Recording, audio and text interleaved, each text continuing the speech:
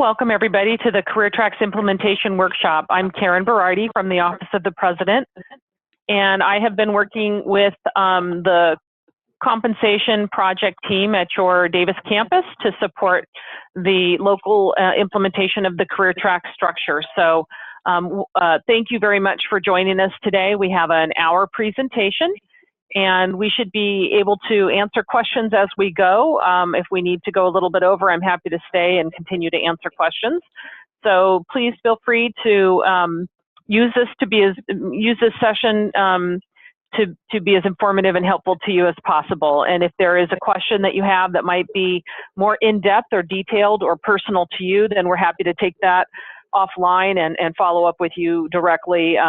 The compensation team will follow up offline if you need additional information, and we can't address all of it on the call today.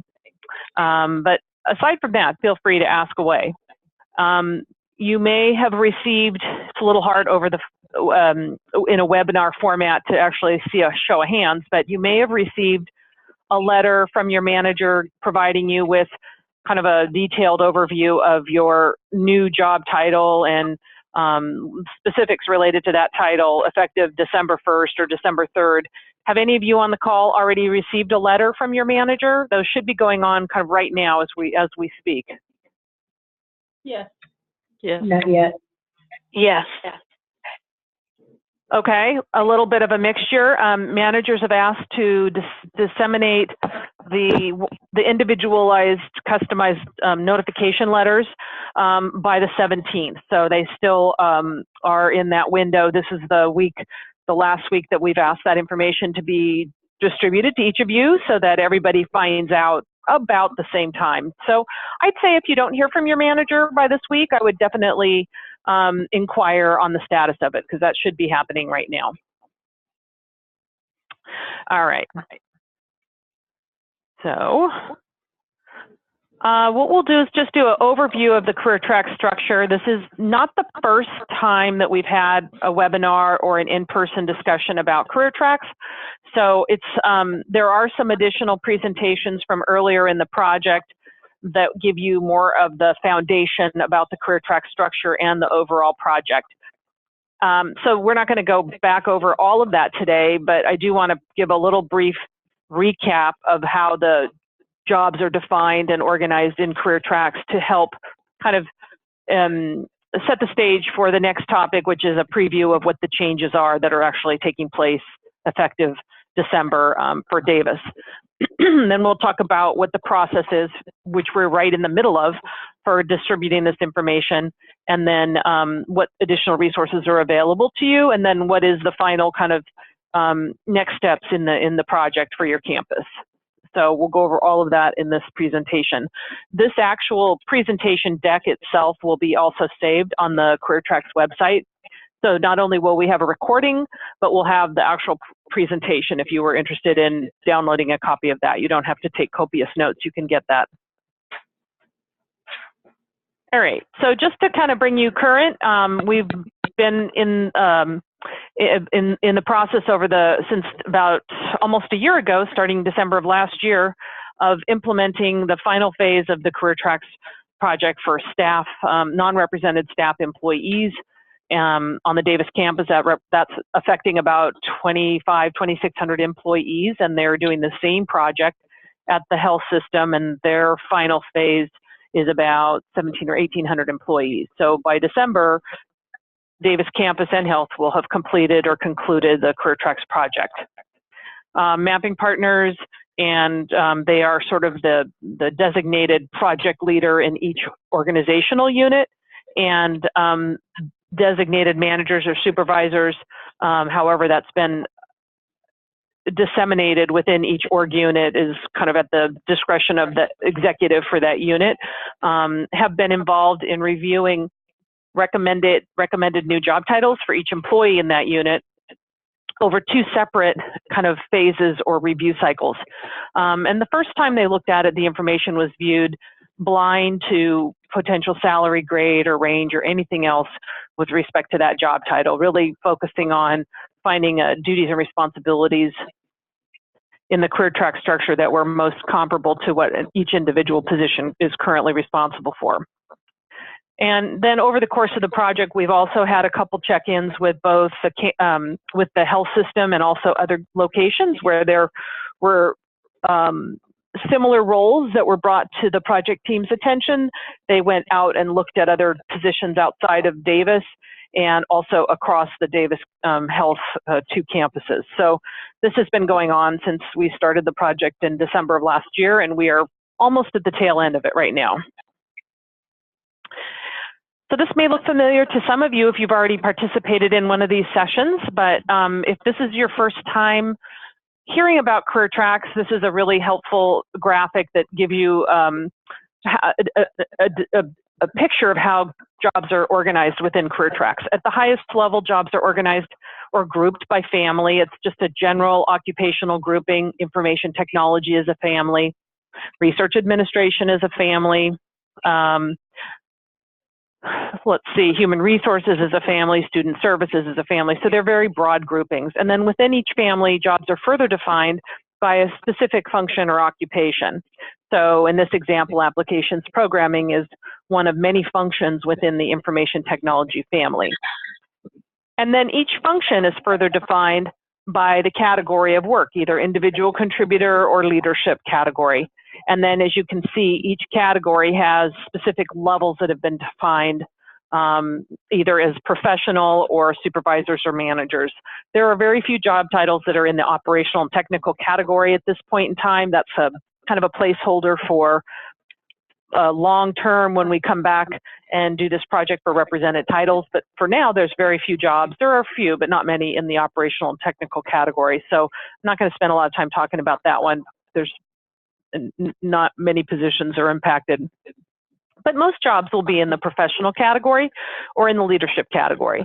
And each level within a particular category, for example, an experienced level 3 professional, carries with it its own definition of that level that is embedded in or transcends every existing function. So experienced level 3 professional is expected to perform work that is complex, requires independent judgment and decision making, assumes knowledge and expertise across all aspects of the field.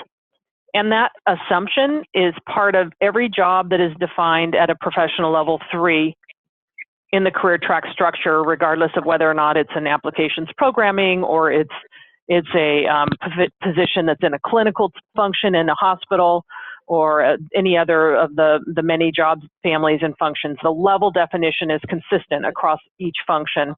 The duties and responsibilities and the knowledge and skills will be really unique to the function, of course, but the expectation in terms of the level of work is consistent. So that is the overall structure, and that is important just for our discussion because the levels tie to some of the key aspects of how the project has been implemented on the Davis campus, and we'll talk about some of that in the next few slides. This is a little bit of an elaboration regarding the slide we just looked at, and it's an illustration again of that professional level 3 experienced applications programmer. And so that's an example of a title that is in the family of information technology, the function of applications programming, the professional category, experience level 3, and then that job at that level has in Career Tracks a specification, it's called a standard, job standard, that defines an applications programmer 3 role within UC in a very general, basic way. It's not customized or deeply detailed to reflect an individual's position within a department, but it is really the basic guideline or framework for what is expected for an applications programmer professional level 3 at any location within UC that is using a career track structure. So this is the standard. It's actually longer than this. This is an excerpt of it, but you can view all the standards on the Career Tracks website for all the Career Tracks titles. One of the things that is quite significant and different between our existing job titles, many of which are contain the portion of them are in the analyst series, and the career track structure. So we're moving from a very generic classification approach of analyst or manager or director to much more occupationally specific with defined levels. And we talked about the levels just a moment ago, but basically a title that is currently in an analyst title of one, excuse me, a position that's in an analyst title of one level or another could land in potentially 4 different families, and within those 4 families, potentially 8 different functions in career tracks. So, and it's probably much more than that. So we're going from this one-to-many classification approach, and so it is a very detailed and individualized review that takes place based on position descriptions that were provided to the project team over the course of the last year. So that's the basics in terms of the career track structure. Again, there are some other earlier presentations that we did for the project that gave much deeper detail in terms of how the levels are defined. But I just wanted to kind of touch on some of these core elements for purposes of the next section of this presentation. Before I move on to the actual impact on the Davis campus of this project, any questions about the levels, the functions, any of the slides I've talked about thus far? No. Okay. All right. Well, feel free to pipe up or send a text if you do in the Zoom group chat if you do have a question. Okay, so moving on. I'll talk about the impact of the career tracks titles with respect to individuals, or the 2,600 employees that I mentioned earlier, within the scope of this final phase of the project, including yourselves. So I'll talk about the personnel program, the exemption status, which refers to eligibility for overtime, the new salary structure, the grade, and the range.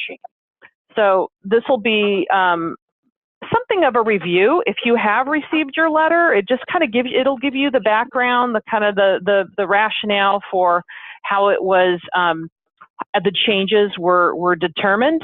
And if you haven't gotten your letter, this will give you some context when you do get it to help understand what you're reading about. A couple very important points. The final yellow box or arrow on this slide, I just want to reiterate, Career Tracks is not intending to change anybody's job. It's really finding a title in a new classification structure that is reflective of the current job. So your duties or your function or your roles not being forced to change in any way as a result of transitioning to a new Career Tracks payroll title. Also, base pay is not impacted by Career Tracks. There's a couple caveats to that I'll mention in just a second, but this is not a salary program per se. It is a classification program. It defines jobs with much greater specificity by occupation and by level, which we were talking about just a moment ago. And it is intended to provide a better reference point in terms of pay practices for comparable jobs in the market through a brand new salary structure, which is comprised of salary grades and ranges, and I'll show you those in just a moment. So it does give a better perspective on actual kind of typical pay practices by job, but it doesn't also include with it a budget to adjust anybody's pay. So just to make that clear, it's a really logical question. It comes up often, and it's not, you'll see at the end of this presentation, Career Tracks isn't really the end of the road, it's kind of the beginning of the journey. So I will give you a little bigger perspective on what's to come after we implement our project, but it's not in itself going to result in any pay changes. A couple caveats to that, just to give you full picture. There were a small number of individuals on the campus who are currently paid a salary that is below the minimum of their Career Track salary range. And so all those individuals will be adjusted to the minimum.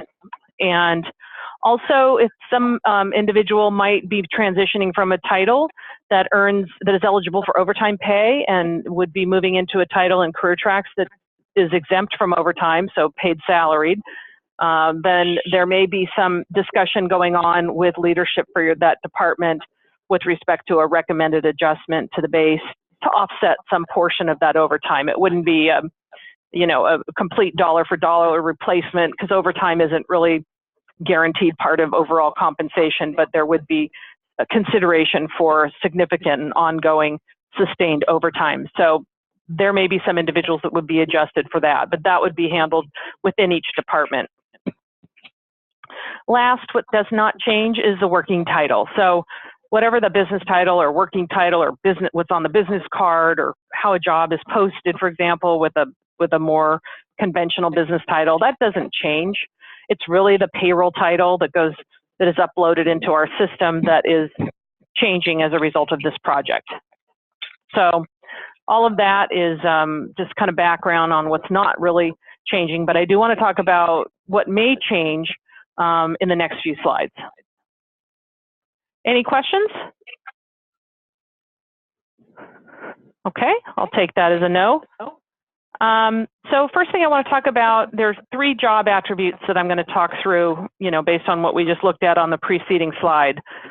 The personnel program, the exemption status, and the salary grade and associated range. So first I'll start with personnel program. And we did talk about this earlier this year when we were doing a series of town halls and information sessions in kind of like late summer. But we talked about there are 2 personnel programs within the University of California, and this is the case, has been the case, and it continues to be ongoing, viable combinations of policies that are assigned to each job title. So we basically need to reassign these personnel programs that are not going away to these brand new titles. So just to kind of briefly set the stage, the 2 personnel programs, if you're not familiar with them, are MSP and PSS. And so MSP typically is the personnel program that is in effect for managers and senior professionals. And so you'll see the titles in the next slide that kind of defines which levels fall into MSP. It's very formulaic in CareerTrax, much more predictable and easy to understand. And then PSS is professionals and support staff. So it's all other professional roles within the CareerTrax classification structure.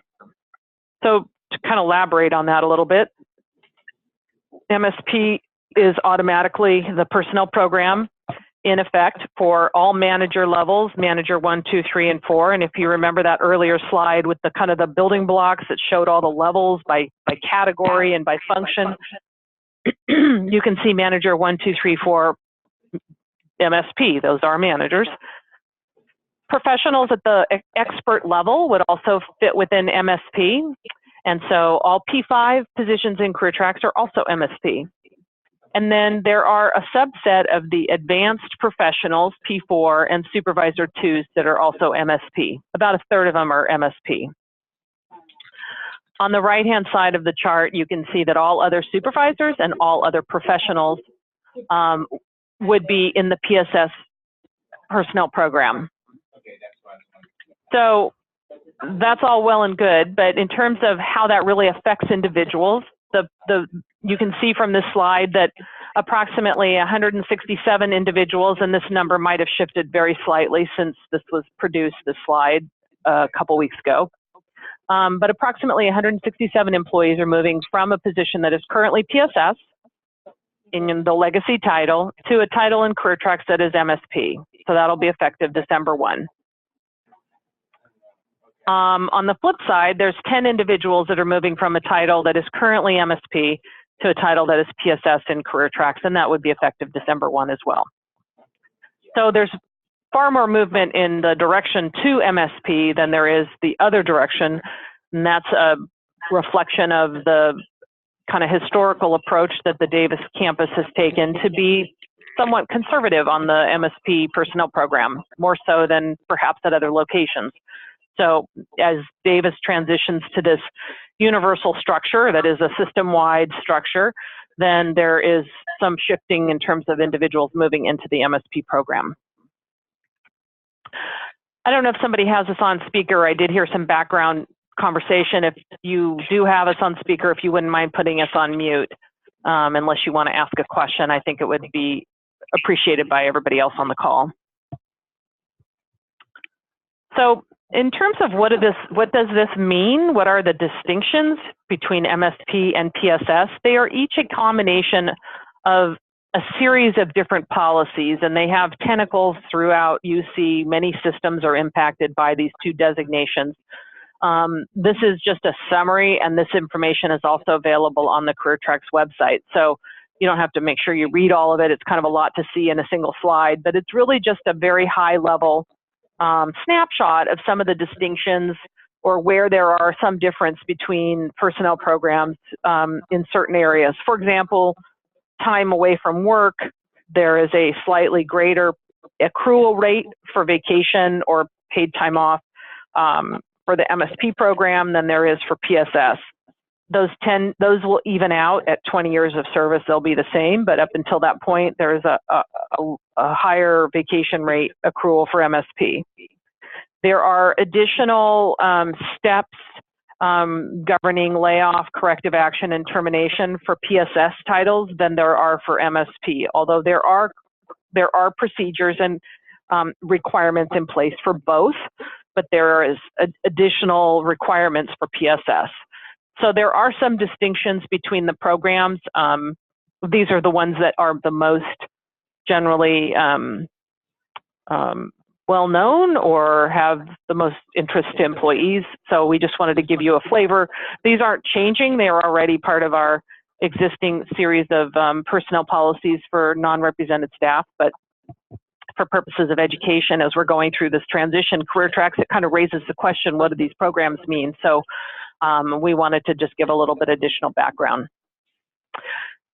So I'm going to turn next to the exemption from overtime. Any questions about personnel programs? No? If you do have a title, if you are moving into a title in CareerTrax that has a different personnel program, it'll be really clear to you in the notification letter that you receive. So there's like a little summary chart that shows current and new, and then there's additional supplemental reference material, kind of like what we're looking at right now, if there is a change for your particular position. So it won't be a surprise or a mystery. All of it will be included in a very detailed individual notification packet. So just so you know, if you haven't gotten one yet, that's how you would be able to tell. Most employees will not have a change. Whatever they are currently is what their title will be in the new program as well. But if there is a change, we wanted to give this additional background. Okay, so I'll move to the exemption status. That's another attribute that is assigned to each CareerTrax job title, just as it is currently assigned to every legacy job title in the current classification structure. So again, it has to be reassigned to a whole series of new titles.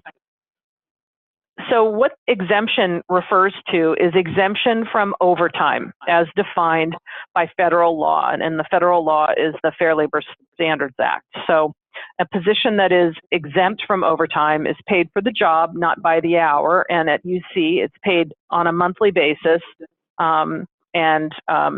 those positions are not eligible for and do not earn overtime. So if a position is transferring to an exempt status and the employee is currently eligible for overtime, and that would be changing, then that individual, if they have comp time, accrued comp time that is available to them, will be given a pretty lengthy grace period to use scheduled to take off that comp time. So any comp time on the books for an individual transitioning to an exempt position must be used by June 30th of 2018. So we wanted to give departments a really long window of time to try and manage and schedule this time off for affected individuals if you are affected by this change. And then by June 30th, we wanted to close the books, and individuals who haven't taken that time will then be paid out. But the university's expectation is that that will be scheduled and taken as time off. And then on the flip side, if a position is non-exempt, then it is paid by the hour and is paid overtime for any hours worked in excess of 40 in a week. Overtime must be pre-approved in advance by the supervisor. So these are existing requirements. This is just a review just to kind of set the stage for what's happening now. So in terms of what titles in Career Tracks are non-exempt, you can see here that on the left-hand side, any position that's in the professional category that is a professional 1, P1, or professional 2 would be non-exempt in the Career Track structure, paid biweekly. And any individual moving from exempt to non-exempt would not actually change, their payroll title would not change until February of 2018. So basically, this is a deferred effective date. If there is a change in pay frequency from biweekly or from monthly to biweekly or vice versa, that won't be effective in payroll. Nothing will happen basically until February of next year. Everybody else transitions in December. But likewise, on the right-hand side of this chart, if a position is moving into another professional level, so any other level other than P1 or P2 or supervisor or manager, those positions in Career Tracks are paid monthly. They're paid as exempt positions. And you can see there's 154 individuals that'll be moving from a title that is currently non-exempt, meaning currently eligible for overtime, to a salaried position, and those won't be effective until February as well. So 30 individuals are moving into a position that will begin to earn overtime, and 154 individuals are moving from a position that will be paid salaried, and those will be a change. So we're deferring those effective dates in payroll until February, so that two reasons. One, affected individuals have additional time for planning and budgeting purposes, so that there's not like an abrupt change in pay frequency without adequate time to kind of plot out bills and kind of the monthly budget. And we also have another final review cycle or phase of the project that's called reconsideration, which is a final opportunity to review any information that might have been overlooked over the course of the last 12 months for any one individual. And I'll talk more about reconsideration at the end. But for this purposes of this discussion, we wanted to give that final phase time to play out before any change impacts an individual's pay frequency, so that if something gets changed again during reconsideration, that employee does not have to go through two transitions. Rather, it'll just adjust and it'll move forward after we've completed reconsideration. So there's a little longer timeline, and so there's additional advance notice, because anybody who will have a change in pay frequency is being notified now. It's just not going to happen until February. Any questions about that? Yes, I have a question. Okay. So for those who are non-exempt, if they do put in any overtime, is there an option to give them CTO, or does it all need to be paid at the time and a half rate? Are you talking about somebody who's currently earning overtime? No. Somebody who will be moving into an overtime eligible position? Correct. I don't actually know the answer to how that is handled currently, if that is a mandatory compensatory time off, or at the option of the employee and the manager. Jennifer, do you know the answer to that? No, I don't, but that's something that we could find out. Yeah, because so far the letters that went out only state that they would be paid at the higher rate for overtime. But then earlier I was told in some of the previous discussions about Career Track that there would be an option for CTO. So I don't think for me, that hasn't been reconciled. So if you wouldn't mind staying on the call to the end, we'll get your contact information and get back to you with an answer. Okay, great. Does that work? Or you can just send me your contact information on the chat, the Zoom chat, group chat. You can direct it to me, and then I can coordinate getting you an answer, whichever you prefer. Okay. Thank you. But if the question is, if you've got somebody who's transitioning to an exempt status and they have existing comp time on the books, and I just mentioned before that they have a grace period, they have to use that existing comp time by June 30th, they are going to be strongly encouraged by their manager to actually take that time off. However, if they don't, or they can't, for whatever reason, it will be paid out to them by June 30th. So they won't lose it. So I don't know if that was your question, but I just wanted to clarify that one kind of transitional point. Okay, so I will keep going then. Well, let me ask, any other questions regarding a change with respect to exemption status? Okay, I'll keep going then. Thank you. All right, so the third attribute I want to talk about is the salary range itself. So, you know, the three things that are associated with each CareerTracks title and each current title, legacy title as well, are the personnel program, exemption status, and salary grade and range. While there are just a subset of individuals that might have a change with respect to personnel program or exemption status, and the vast majority of employees will not be experiencing any change in those two attributes, everybody will move into a CareerTracks title with a brand new salary grade and salary range. So this has broad effect. Again, it's not a salary program CareerTracks, but it is going to include or provide a new salary range that is more reflective of the market. And in the late summer, early fall, can't remember exactly when, we did a series of these types of webinars, and they were timed to coincide with the final validation period of this project. So if you were interested in learning more about how the salary ranges are created and how we maintain them and how we evaluate them relative to market information and what is our market, that was the topic of these earlier sessions that were during the final validation phase.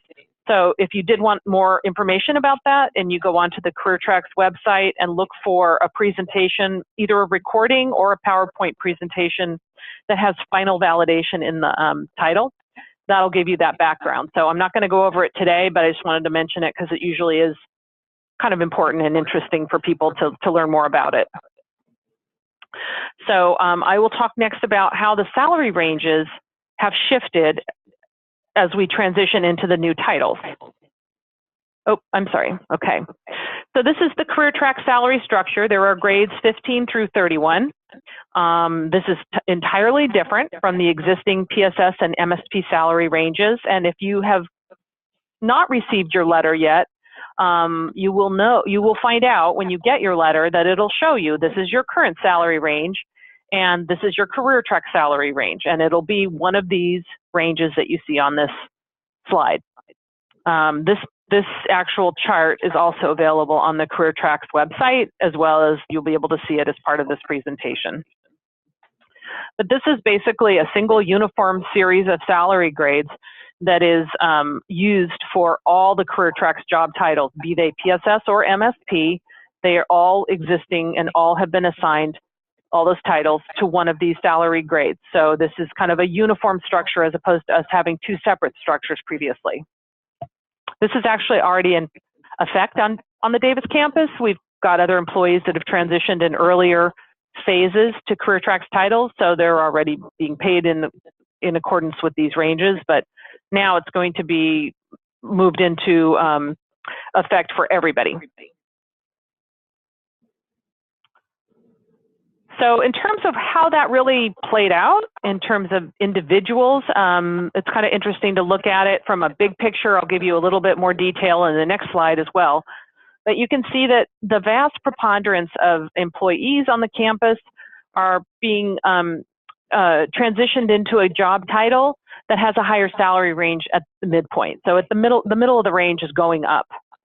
And the maximum of the range is going up as well. So most of you will be in a title in CareerTracks that has a higher salary range. Now, as I said, I mentioned earlier, this isn't a salary program per se, so your pay is not changing. So if you think about it, you'll see this in the next slide. Your pay is not changing, your range is going up. Your position in your range will be some small amount lower than it was relative to the midpoint of your old range, because your pay is not changing and the range is shifting upwards. So that'll kind of set the stage for the next slide. I mentioned earlier there were a subset of employees that are paid a salary that's below the range of their CareerTrack's new title. So those individuals will be getting an adjustment to the minimum of their range. There's a even smaller number of individuals. Last I looked, there were 11 paid a salary that was above the range maximum. So, and there are a small number of individuals that are paid above maximum already. So I'm not sure this is the exact same number, but it's relatively the same. So those individuals' salaries will be basically held at the current amount until such a time as the salary range moves and they fall within their range again, or they move to another job with a higher range. And then there's a small number as well. This number might have gone down since the slide was created, but that are still to be mapped to a new title. So there's still some discussion and something had to be resolved or missing information reviewed until that could be determined. So if for some chance one of you are in a title that is still to be mapped, you'll receive a letter that'll explain that to you, but it's probably, we've probably whittled that number down even further by this point. So those are kind of overall big picture how the new salary structure affected individuals. The next slide gives you even more details. So this is looking at salary relative to a calculation that is used in compensation administration called compa ratio. And compa ratio is basically a simple calculation of your salary divided by the midpoint of your range. So if you have a compa ratio of 100%, it means you're paid dead center on your range midpoint. If you have a compa ratio that's 95%, it means your salary is about 5% lower than your midpoint, or 105 means you're paid about 5% higher than your midpoint. In reality, the midpoint is a theoretical beacon or guide to what the most prevalent market pay is for your job. So it's a theoretical, it's as best that we can ascertain based on a review of third-party salary surveys that we participate in, and that's a subject of that earlier presentation I mentioned a moment ago that was part of the final validation phase. But, you know, within 5% one way or another means you're probably right at market, because it is, again, an imperfect science. But in any case, you can see that on an overall basis, if you just look at the total row at the very bottom of the slide, overall, as a campus, the average position to midpoint was about 4% above midpoint. So overall, in aggregate, for all 2,600 employees that are transitioning at this time, they were paid, or you were all paid on average 4% higher than your midpoint, which is basically at market. Then in the CareerTrack structure, because if you recall, about 80% of the population are moving into a salary range that has a higher midpoint, the overall position relative to the midpoint is now below midpoint. So overall, as a population, the Davis campus is paid 89% of midpoint. And then there is variation. So really we looked at it as a breakdown of how people are paid, just to give additional detail using the CareerTrack's level. So you can see there were, of the manager population, 217 individuals are mapped to one of the manager titles, manager 1, 2, 3, or 4, and you can see overall kind of how they shifted relative to their midpoints. Same for professionals. Again, there was professional 1, 2, 3, 4, and 5. Overall, professionals are paid about 87% of the new range midpoint. And then supervisors, pretty close, about 90% of the new range midpoint. So as a general trend, the salaries now are slightly below midpoint, and then, you know, over time, that's really the basis for future salary administration planning. I mentioned that, you know, we'll talk more about the longer term kind of overall, you know, post-implementation, how we'll be using CareerTrack to manage pay, and all. You know, this is one of the data points, is the salary structure that we can use for some of that planning. Any questions about the salary ranges? I'm going to talk next about really some of the final aspects of the project. But before I jump off of this, just wanted to see if anybody had a question. Oh, I do have a question. Let's just check and see. Oh, okay. Nope, that's regarding the CTO. So we will get back to you on that. Any questions about the salary structure? No. Clear as a bell? Okay. All right. So what's happening next? Just to orient you, we are at the Little Red Star. So we're in the implementation and training and communications phase of the project. So employee letters were released at the end of October. Managers are in the process of disseminating them to all of you, or if you yourself are a manager, you're in the process of doing that with your staff. Then we move into kind of the payroll kind of data upload into the payroll system in preparation for the new titles to be effective December 1. And if you recall, there were those individuals that did have a transition with respect to their pay frequency. They will not transition in December. They'll move in February of next year. So everybody else is going in December. And then we'll move into a final review phase, if you will, of the project, which is reconsideration. And that'll start December 1, and I'll talk about that in just a moment. But this just kind of gives you the overall timeline. You can see that we're pretty close to the final phase of the project. In terms of specific dates, we are already kind of more than halfway down on this chart. November 2nd through November 15th is the implementation workshops, this is one of them. Then we start with reconsideration, December 1, that goes all the way through February 15th. That's a window of time that if information can be submitted for reconsideration of the title that the given individual has been placed in. Those requests will be reviewed and final decisions will be provided back out by March 31st at the latest. And we also have had a reclassification pause in place to help us transition to the new titles. That closes out on February 28th. And so at that point, we'll just start doing ongoing business as usual with respect to classification requests. So just a recap of some key dates. I probably beat this one to death already, but just to clarify, individuals that are moving, taking the first row of this chart, from a position that is exempt, paid monthly, to a new position in CareerTracks that is also exempt, paid monthly, will be effective December 1.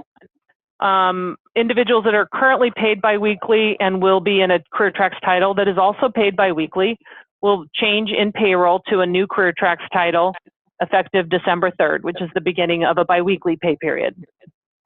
And then the final two dates are for those individuals that are transitioning from monthly to biweekly or vice versa, but they have a change, and those will be in February. So those dates will be included in your individual notification letter, whatever is applicable to you. So if you are in the process of still meeting with your manager, I think certain things are helpful to try and make it as productive a discussion as possible. And your manager has been asked to do some of this as well. When we did these same presentations, we had this exact same presentation with managers and supervisors a couple weeks ago, and we asked them as well to be prepared. So, review the job standards, review FAQs. There's a host of FAQs on many different topics on the CareerTracks site. If there's something that you're curious about and we can't answer it, then definitely pose the question to your manager or the individual in your department who is the kind of the project coordinator. That person is called the mapping partner. And then we'll try and get you an answer. Like we got the question today we couldn't answer, but we will, continue to respond or add FAQs if they come up kind of over and over again. Participate in a workshop or webinar, so you can check that off your list. That's what we're doing today. And then I think just try and be as direct and positive and constructive as you can be. And I think a lot of what helps with that is just really educating yourself and hopefully getting enough information to answer all of your questions, or if not, your manager is responsible for getting back to you with anything that they could not answer. And today is an opportunity for you to ask if something came up that your manager couldn't answer as well. We'll have a little time at the end just to address any other questions you may have if you haven't asked already. So then the link to the Career Tracks page it's a link directly from the HR homepage. And so that's where you'll find these presentations that have been saved from earlier in the project, all of the job standards, FAQs, you name it, they're on there. So these are the same things that we've been talking about, resources. The final thing I wanted to touch on, let's see, before I do that, let me check and see. I think I have a question. Let's see.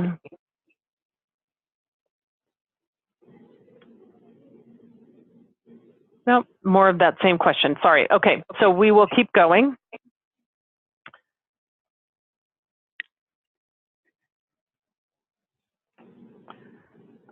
This is the future sessions that we have still to come on this presentation.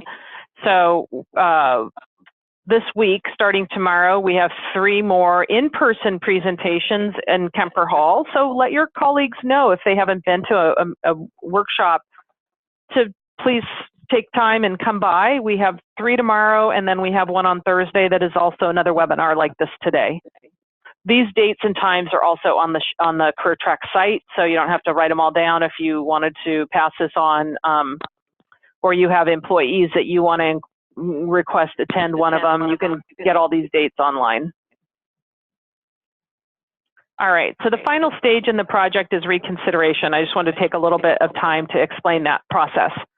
Over the course of the year, we've been checking in with leadership in each organizational unit to validate the recommended placement of each position, each individual into a Career Tracks title. And they provided feedback. And then we did it a second time and they provided feedback.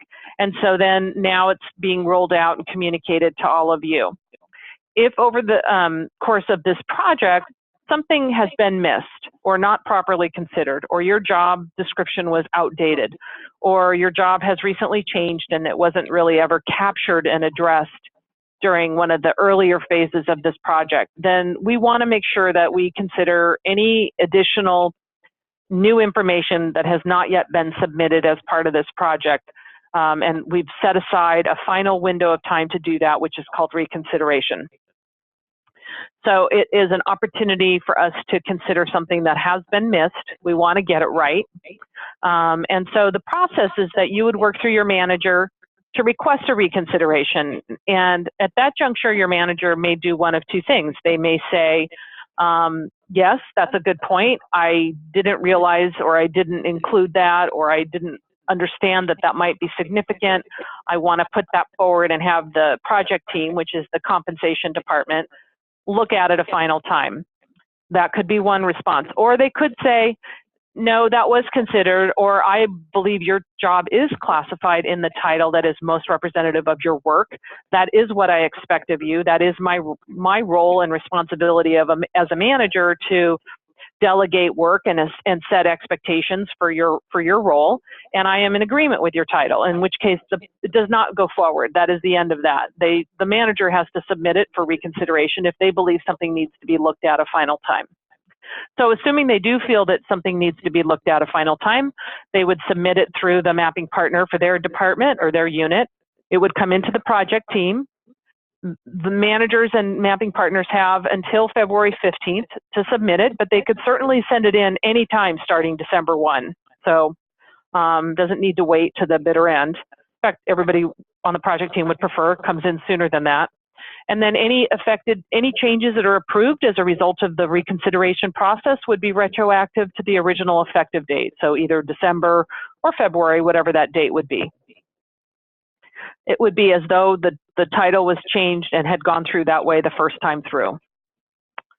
So that's reconsideration. And at the end of reconsideration, which will be concluded and all responses back out to the organization by March 30th, that really concludes the Career Tracks project. And then we move on to business as usual. Any questions about reconsideration?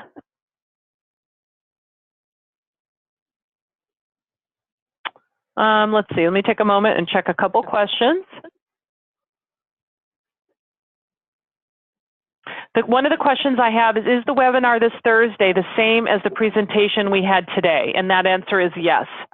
So the remaining presentations, thank you for asking, both the in-person ones tomorrow and the webinar on Thursday are the same presentation. So unless you felt like you needed more, then you don't have to come again. Let's see, what else do we have? Which of the other UCs have completed or are currently in the process of transitioning to career tracks? That's an excellent question. Actually, Davis is the 7th of the 10 campuses to implement career tracks or conclude their implementation of career tracks. So the remaining campuses that are still working on career tracks are Santa Barbara, and they should be completed around April of next year. UCLA campus, which will be, they are a very large campus. They're not going to be completed. They've started, but they're not going to be completed for probably 2 to 3 years.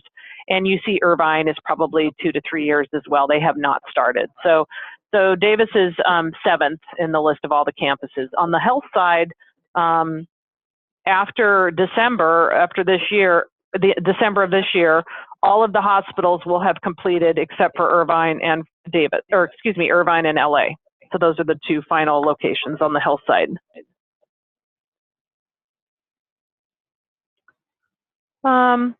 I think that's it for questions that I have. I will just kind of leave you with this thought. In terms of what's going longer term into the future, career tracks is, as you can tell, just the smallest of all of the dots on this slide, and that's deliberate. It is, while a lot of work for a lot of people, and it's taken a lot of time to implement it, it is really the foundation. It is the structure. It is not, again, a salary or pay program per se, but it is a really important step in our overall trajectory as an organization, because once we have individuals in titles that are more reflective of the actual work, no longer these generic titles, and that we can now align market pay practices for each location with the jobs that are assigned to each grade, we are really in a better position. We have a better data to make more strategic and thoughtful pay decisions going forward. So, you know, there's always going to be limitations with respect to budget, funding, but when we do have budget and funding during our annual pay or equity programs, we have a better means to identify where we want to address individuals or groups of individuals' position relative to how they're paid relative to their market.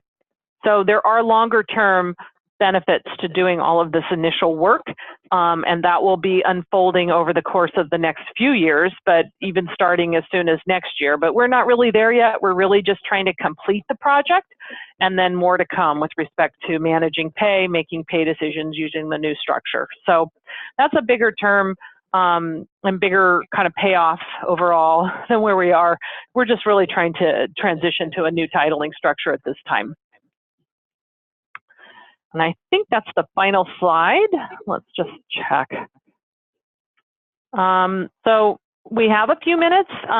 Any other questions, either on the chat box, or if you want to just ask, you know, over the phone, you know, I'll take any questions.